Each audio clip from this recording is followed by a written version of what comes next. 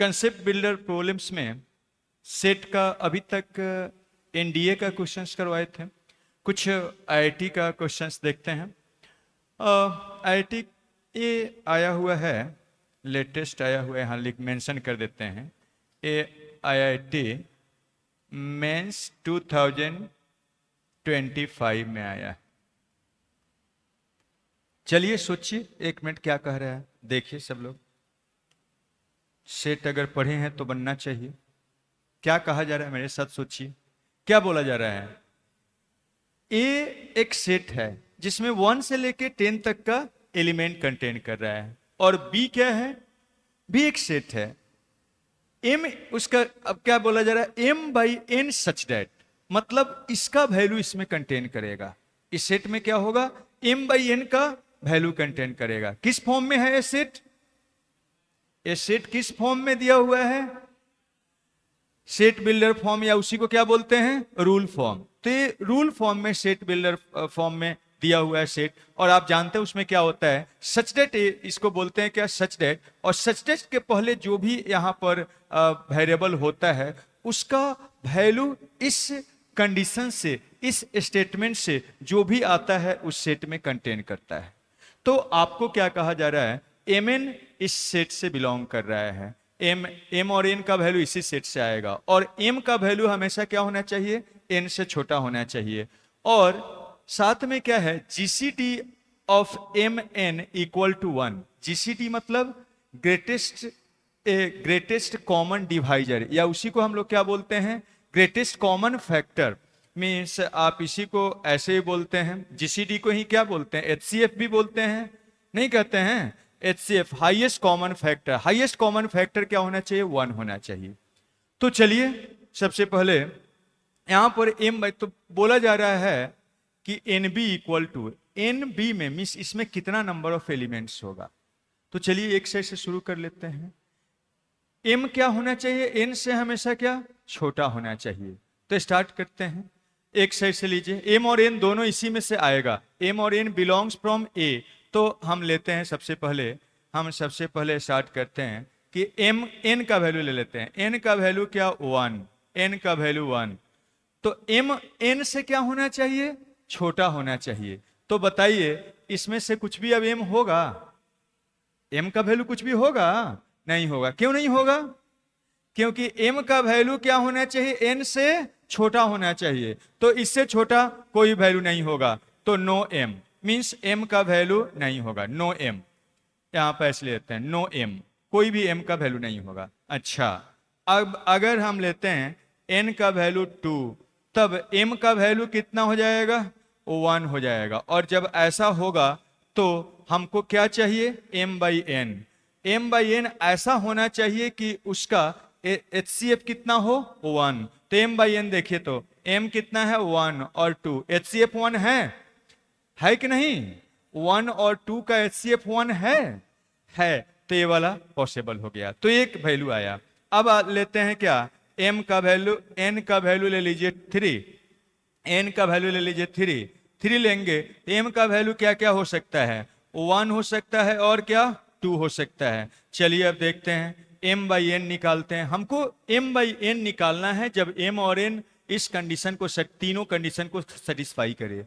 तो M by N निकालते हैं, क्या क्या होगा, एम का वैल्यू 1 और एन का वैल्यू तो 3 लेना है। एम का वैल्यू क्या 2 और एन का वैल्यू तो क्या लेना है, 3। एचसीएफ इस दोनों का क्या है, इसका, इस दोनों का भी और इस दोनों का भी क्या है, 1 है। नहीं होता तो उसको रिजेक्ट करेंगे। तो ये भी पॉसिबल हो गया। अब नेक्स्ट क्या लेंगे, जब n का वैल्यू क्या ले लेते हैं, 4। तो n का वैल्यू 4 लेंगे तो m कितना कितना हो जाएगा, इससे छोटा। n का वैल्यू क्या होना, m का वैल्यू n से क्या छोटा, तो छोटा क्या क्या बनेगा, 1 होगा, 2 होगा, 3 होगा, यही ना होगा जी। अब यहां से आते हैं तो देखते हैं, m बाई एन निकाल लीजिए, m बाई एन निकाल लीजिए। तो m बाई एन निकालेंगे तो क्या होगा, m का वैल्यू 1 तो n का वैल्यू 4, m का वैल्यू क्या 2 तो n का वैल्यू 4। ये तो कैंसिल होकर कितना आ गया, 1/2, ऑलरेडी लिखा हुआ है यहाँ पर। और फिर देखिए 3 डिवाइडेड बाई 4, एचसीएफ कितना है, 1 है। चलिए आगे बढ़ते हैं। अब क्या ले लेते हैं, n का वैल्यू 5, कहां तक लेना है, 10 तक हमको लेना है, तो ले लीजिए। कितना बनेगा देखिएगा, m का वैल्यू 5 से छोटा जो होगा, 5 से छोटा इसमें से ले लीजिए, 1 होगा, 2 होगा, 3 होगा और क्या 4 होगा। आगे बढ़ते हैं तो यहां पर क्या बनेगा, m by n is equal to 1 by क्या 5, 1 बाई 5, HCF 1 है। फिर आगे बढ़ते हैं, कितना 2 बाई क्या 5, फिर क्या 3 बाई 5, दोनों का HCF क्या है 1 है, 4 बाई क्या 5, हो गया, सबका HCF 1 है, पॉसिबल है। ठीक है, आगे बढ़ते हैं और देखते हैं कि क्या होगा।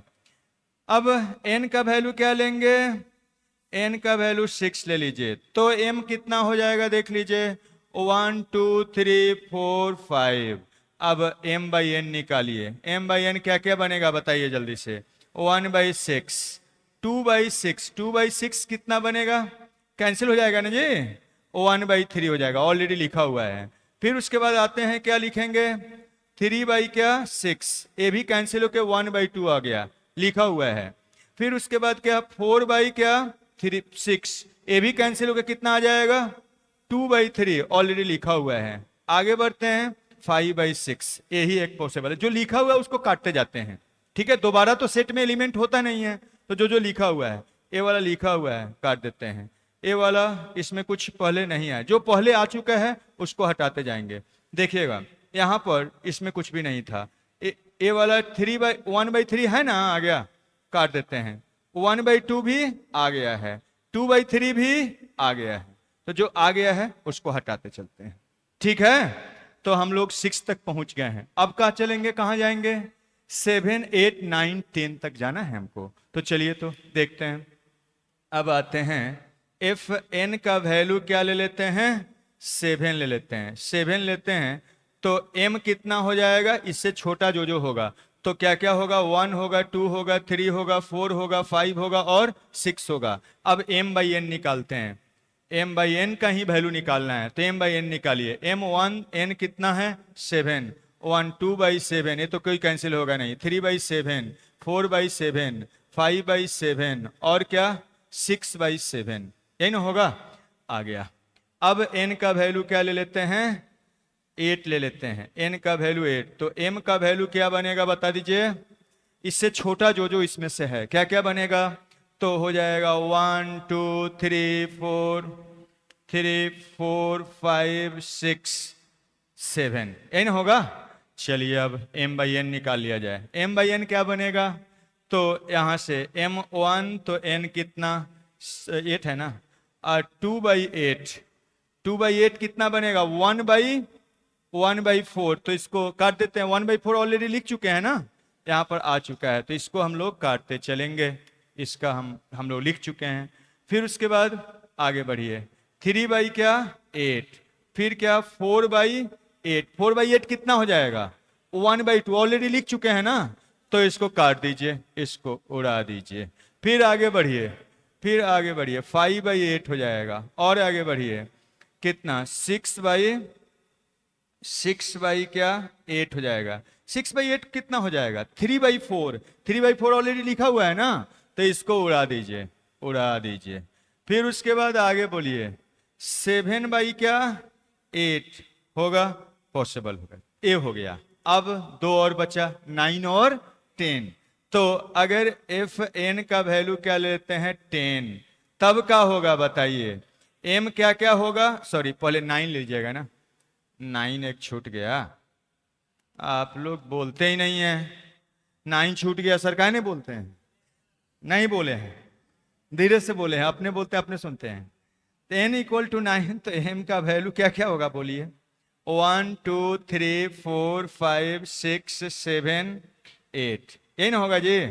तो चलिए तो देखा जाए, तब m बाई n हमको निकालना है ना, m बाई n कितना होगा, तो चलिए देखा जाए कितना हो जाएगा, तो 9 1 बाई क्या 9, 2 बाई क्या 9, HCF 1 होना चाहिए।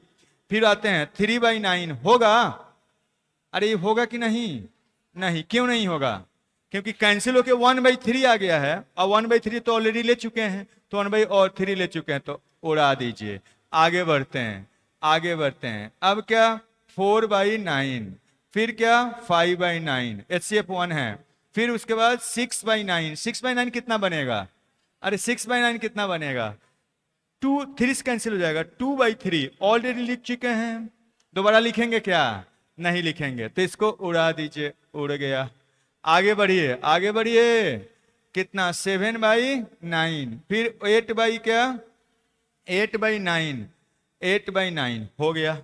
अब एक और बचा क्या क्या, n का वैल्यू 10 ले लेते हैं, तो n का वैल्यू 10 ले लीजिए, if n is equal to क्या 10 लेंगे तो यहाँ से m का वैल्यू 1 से लेके 9 तक हो सकता है, क्योंकि m n से छोटा होना चाहिए, तो 1 2 3 सो ऑन कहाँ तक जाएगा 9 तक। अब m/n निकाल लेते हैं, m/n निकाल लेते हैं, तो देखिएगा क्या बनेगा, 1/2 होगा, सॉरी 1/10 होगा ना, 1/10 होगा, 2/10 करें नहीं होगा, क्यों, क्योंकि 1 वो कैंसिल होकर 1/5 हो जाएगा, और 1/5 तो ऑलरेडी लिख चुके हैं ना कहीं यहाँ पर, तो दोबारा तो सेट में एलिमेंट हम लोग लेते नहीं है, खत्म। उसके आगे बढ़िए, 3/10, 4/10 करें, होगा नहीं है, क्यों क्यों नहीं होगा, क्योंकि ये 2/5 होगा, 2/5 तो ऑलरेडी लिख चुके हैं, अरे लिखे हैं ना, तो ऐसा हो जाएगा। अब यहाँ पर आगे बढ़ते हैं, 5/10 ये भी नहीं होगा, क्यों, ये 1/5 होगा, 1/5 ऑलरेडी लिखे हुए हैं, हाँ सॉरी 1/2 होगा, 1/2 ऑलरेडी लिखा हुआ है ना, तो ये लिखा हुआ है। आगे बढ़िए, 6/10 होगा नहीं, क्योंकि ये 2 से कैंसिल होगा, तो 3/5 होगा, 3/5 लिखा हुआ है। आगे बढ़ते हैं, 7/10 होगा कि नहीं होगा, उसके बाद 8/10 नहीं होगा, क्यों नहीं होगा, 4/5 ऑलरेडी लिखा हुआ है, कैंसिल होकर ऐसा बनेगा। आगे बढ़ते हैं, 9/10 होगा, ये होगा। अब यही आपको इस सेट में यही होगा, इस सेट में यही सेट आपको लिखना है, तो ये सेट जो होगा बी, उसमें यही सब एलिमेंट होगा, m/n का जितना वैल्यू है वही कंटेन करेगा, तो m/n का सारा वैल्यू हम लोग निकाल लिए हैं, 1/2 होगा, फिर उस टाइप से 1/3 होगा, 2/3 होगा, सो ऑन, ऐसे लास्ट में क्या 9/10 होगा। बस इसका काउंटिंग हमको करना है, वो सेट नहीं लिखना है। क्या बोला जा रहा है देखिए, तो then nb equal to, nb का मतलब उसमें कितना नंबर ऑफ एलिमेंट्स है, तो ये सभी उसका एलिमेंट्स होगा, तो उसको काउंट करके लिख लीजिए, उसमें पूरा लिखने का टाइम बर्बाद करने की जरूरत नहीं है, समझे बात को। तो चलिए तो काउंट कर लिया जाए, सबसे बेस्ट है क्या काउंट कर लिया जाए, तो चलिए काउंटिंग करते हैं। 1 हो गया, इसमें 1, 3 हो गया, 3 यहाँ पर 2, 3 2 5, अब 5 या 4 9, यहाँ पर 4 है, यहाँ पर देखिए 5 4 9, 9 1 10, 10 एक कैंसिल हो गया, 10 10 10 और 1 11, 11 और यहाँ पर कितना है 6, 11 और 6 17, 17 और यहाँ पर कितना है 4, 17 4 21, 21 यहाँ पर कितना है 4, हाँ 6 है, 21 था ना, 21 और 6 27, 27 और यहाँ पर गिनिए 2 29, 29 और 2 31, तो कितना हो गया 31 हो गया, यही हो गया, समझे। एकदम बेसिक क्वेश्चन है कि नहीं है, तो ये बेसिक क्वेश्चन था, देयरफॉर आप बोल सकते हैं NB इज इक्वल टू क्या, तो 31 है, उसका काउंटिंग हम लोग कर लिए। इस टाइप से करना है। देखिए सेट एक्चुअली में बेसिक टॉपिक है, ये इतना ही क्वेश्चंस नहीं पूछता है, ये दूसरे टॉपिक को मिक्स करके इसका क्वेश्चंस पूछता है। अब उसके लिए दूसरा टॉपिक भी पढ़ा हुआ होना चाहिए, लेकिन वही क्वेश्चंस हम यहाँ बता रहे हैं जो दूसरे टॉपिक से रिलेटेड नहीं है या उसका एकदम लेस यूज है। समझ रहे हैं हम क्या बोल रहे हैं। ऐसे सेट में देखा जाए तो और भी बहुत सारा क्वेश्चंस पूछा गया है, लेकिन वो दूसरे टॉपिक का भी जरूरत पड़ेगा, तो पढ़ेंगे तो उसी टॉपिक में आप देखेंगे। क्लियर है। तो ये था और आगे इसको कंटिन्यू करेंगे, ठीक है।